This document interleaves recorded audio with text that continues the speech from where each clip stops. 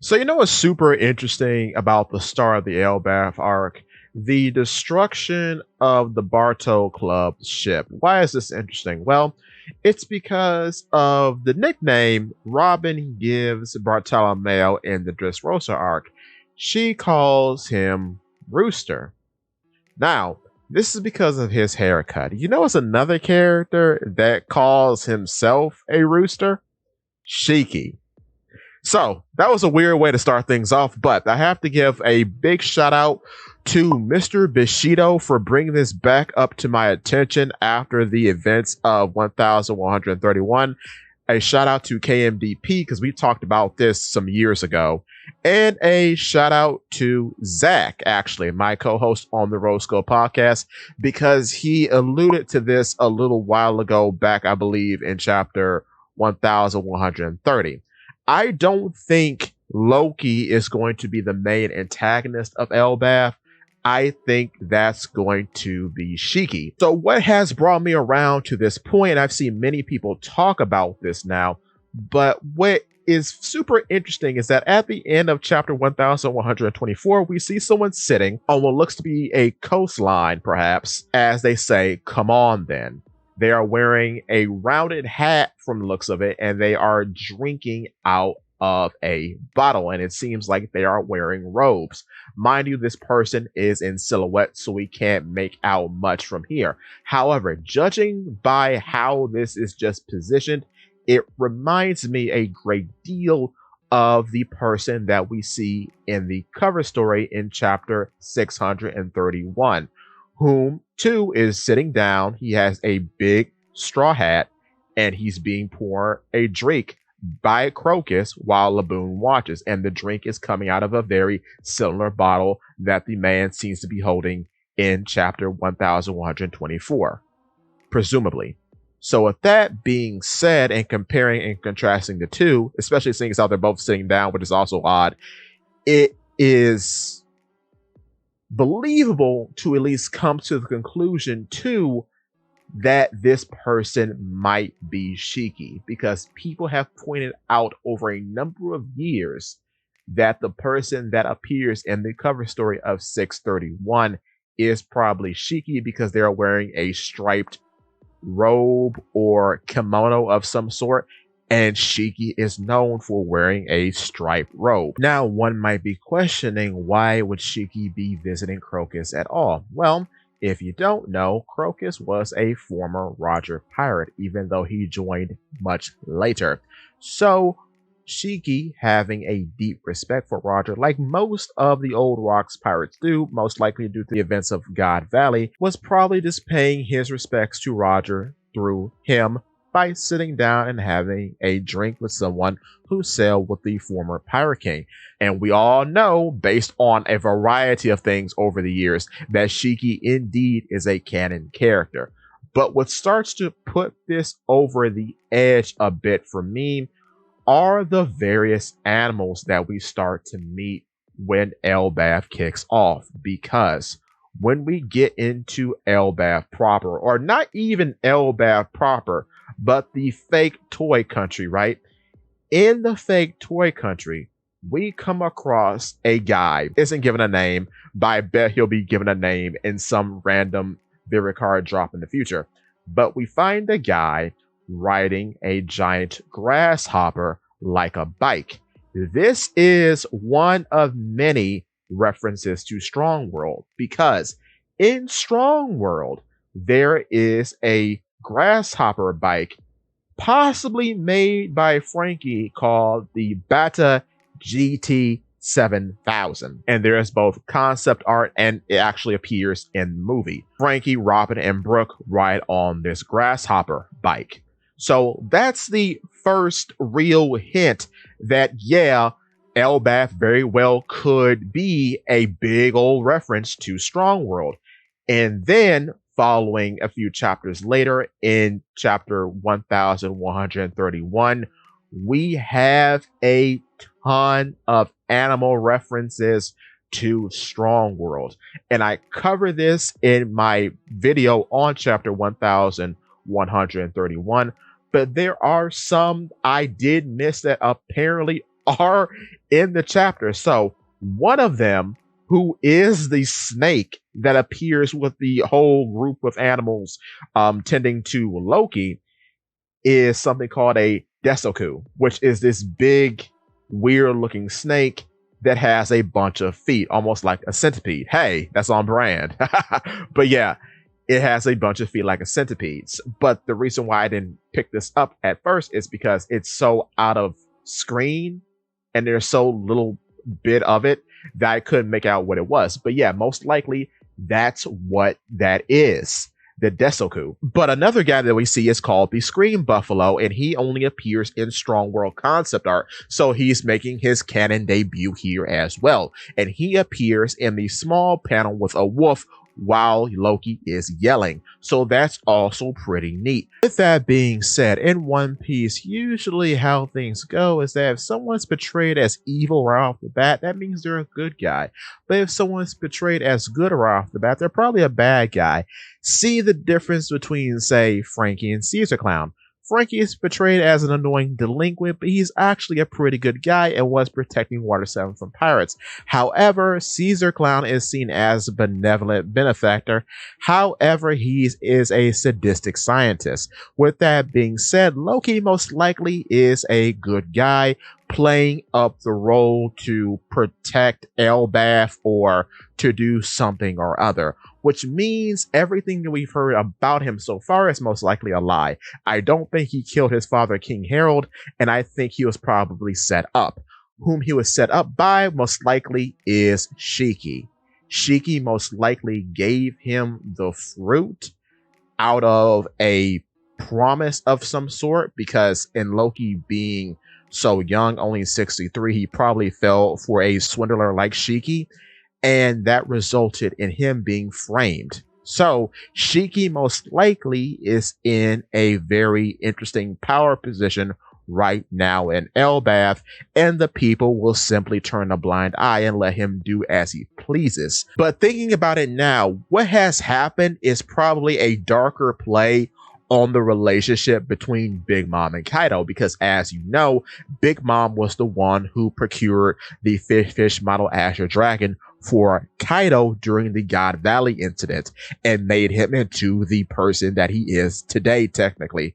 So Loki was probably given his fruit by Shiki at the cost of his father. Shiki is the one who most likely killed King Harold and then put the blame on Loki by turning the people of ELBAPH against him. Loki, stricken with grief, probably just sat tied up to that tree for 6 years, and now is just getting the gumption of the cojones to find Shiki to reclaim his place in ELBAPH. So the whole bit about him playing up the role of villain is him coping with the fact that he let his father be killed, probably because his father didn't let him do what he wanted to do, or something trivial like that, which led him getting mad. Shiki, being the swindler, offered him power. He took the power, but the power was at the cost of his father, which leads us here. So now he wants Luffy to get the keys for him so he can right the wrong that was committed against his dad and make things right and put him back in the good graces of ELBAPH. But most likely. Now, if these events were to correspond into the events of Chapter 0, this means 1, Dr. Indigo is going to show up soon, and 2, Scarlet may also be canon, but 3, Marivel has to be around here somewhere.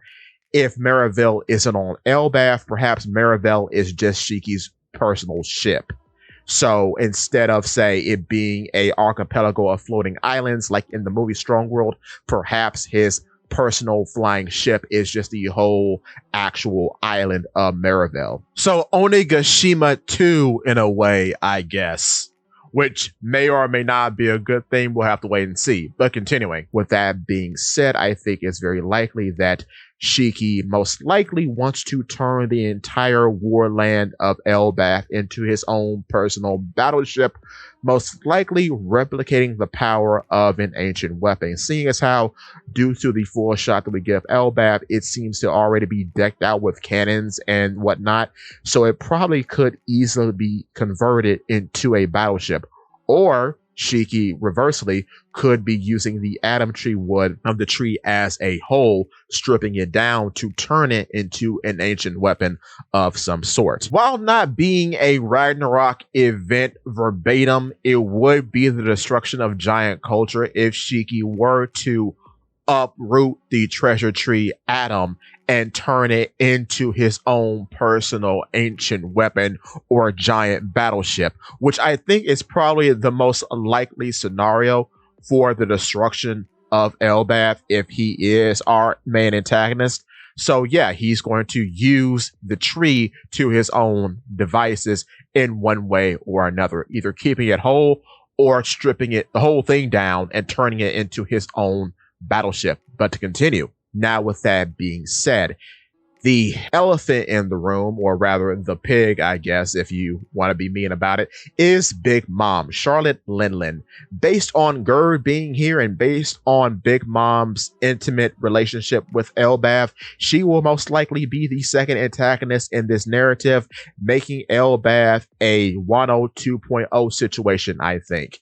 How or what she will do is unclear, but she might partner up with Shiki like she did with Kaido, because like Kaido, she and Shiki are former crewmates, so she will most likely be comfortable partnering up with him.